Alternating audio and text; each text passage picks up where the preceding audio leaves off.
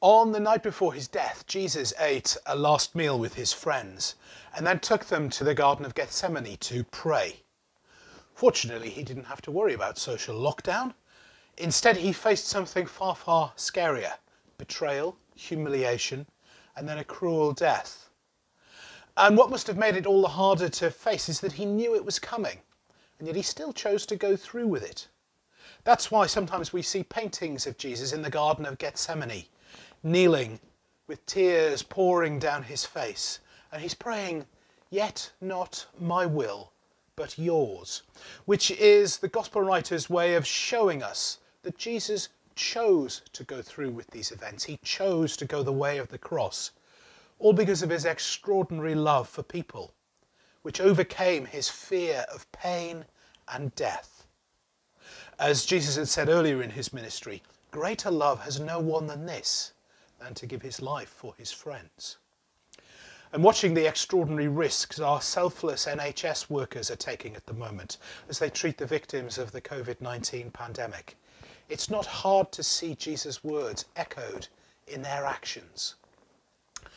And yet Jesus' death is much more than just an example of heroic self-sacrifice.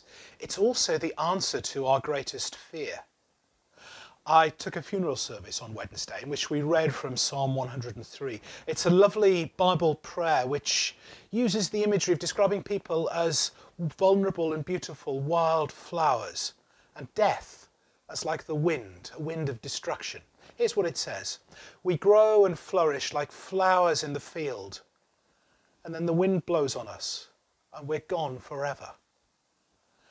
And that wind comes in many guises, but the chill breeze that is COVID-19 perhaps leaves us feeling more vulnerable than usual.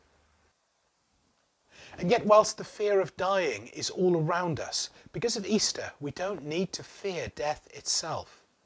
Jesus died, but 3 days later, he rose from the grave. And the promise of the Easter story is that his resurrection was just the first of many, that one day we shall all rise with him.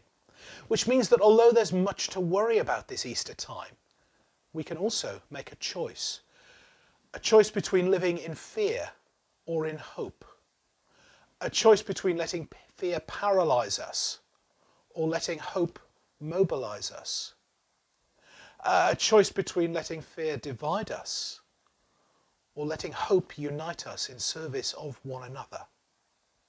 That's why it's been so wonderful to see so many people displaying rainbows on their homes as a sign of support to the NHS, because in the Bible, the rainbow is a wonderful sign of hope. And if you'd like to join in showing that hope, you could pay a visit to our website, www.HopeChurchFamily.org, where you'll find a link which will enable you to download a rainbow that you can colour in and stick in your window, or you could of course just draw one yourself, that's fine also. You can also join in some of our Easter online services there, www.HopeChurchFamily.org/virtual for all of those. So this Easter time, may you not succumb to fear, but instead choose hope and enjoy a very happy and hope-filled holiday. God bless.